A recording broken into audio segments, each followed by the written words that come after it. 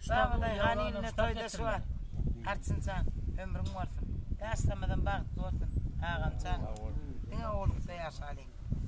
İşte ağalarımız Askavat'tan, Şeker'den, vilayetten gelen mihmanlarımız, ağalarımız Ayşet'e bir aydım. Ne der mi?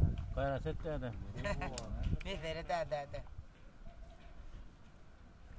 Özüm yatlamana sen üstünden atlamana